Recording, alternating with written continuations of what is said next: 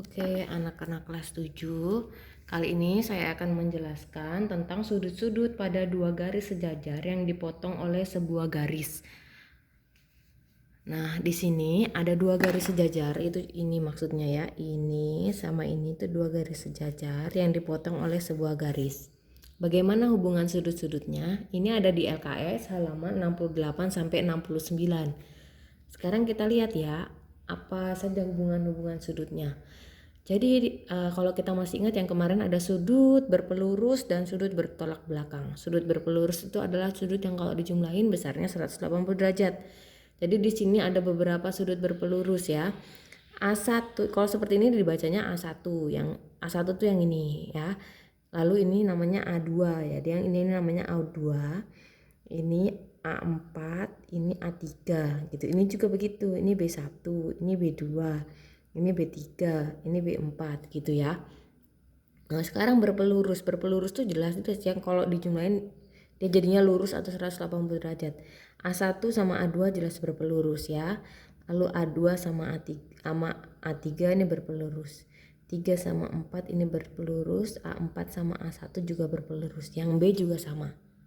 Jadi A1 sama A2 ini kalau dijumlahin 180 derajat gitu ya.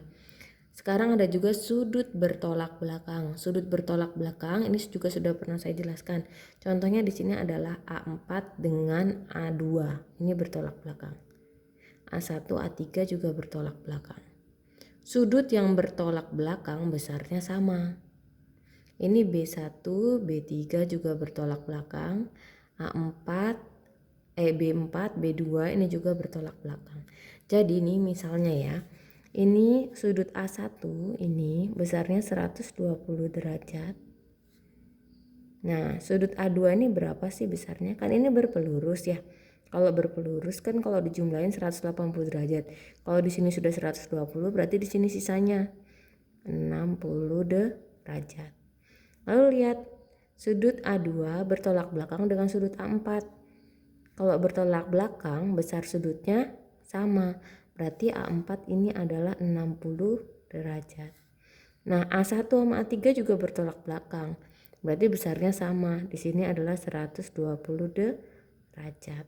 Gitu. Ya. Nah, sekarang kita lihat.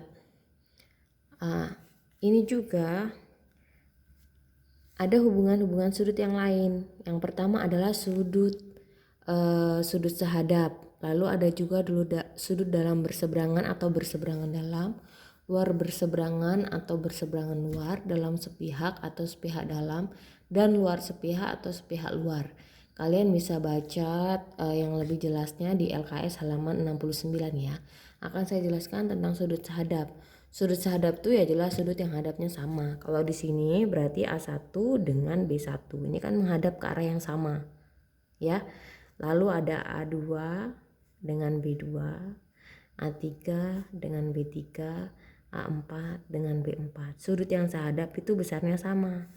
Berarti sudut B1 ini kan sehadap dengan A1 karena besarnya sama, berarti di sini adalah 120 derajat. Berarti di sini B2 sama dengan A2 sama dengan 60 derajat. Berarti di sini 120 derajat karena sama dengan A3. Lalu di sini 60 derajat. Gitu. Ya. Lalu yang kedua adalah sudut dalam berseberangan.